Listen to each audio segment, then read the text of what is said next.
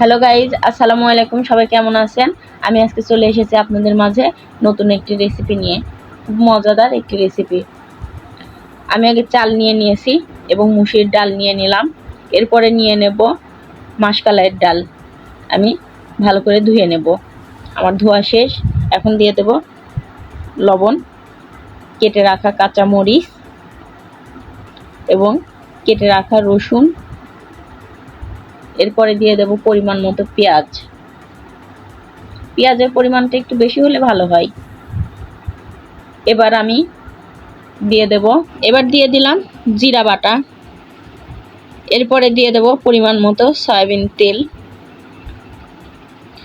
এরপরে আমি দেব হলুদ গুঁড়া 1 টেবিল চামচ। এরপরে আমি দিয়ে দিলাম একটু ধনিয়ার গুঁড়া 1/2 টেবিল চামচ এবং এখন ভালোভাবে মাখাতে হবে। খিচুড়িটা যে যত ভালোভাবে মাখাবেন খিচুড়িটার স্বাদ তত ভালো আসবে। আমার ফেসবুক পেজ থেকে যারা দেখবেন তারা লাইক, কমেন্ট, শেয়ার করে আমার পাশে থাকবেন এবং আমাকে একটি ফলো দিয়ে যাবেন। আমার ভিডিওটি শেষ পর্যন্ত দেখবেন এবং কমেন্ট বক্সে জানাবেন আমার ভিডিওটি দেখে আপনাদের কেমন লাগলো। যারা ইউটিউব চ্যানেল থেকে দেখতেছেন তারা আমাকে একটি সাবস্ক্রাইব করে যাবেন। হ্যাঁ বন্ধুরা, আমি এখন দিয়ে দিলাম পরিমাণ মতো পানি। পানিটি আমার পরিমাণ মতো দেওয়া হয়ে গেছে। আমি এখন রাইস কুকারের মধ্যে দিয়ে দিলাম এবং ঢাকনা চাপা দিলাম। চলুন এখন ঘুরে আসি।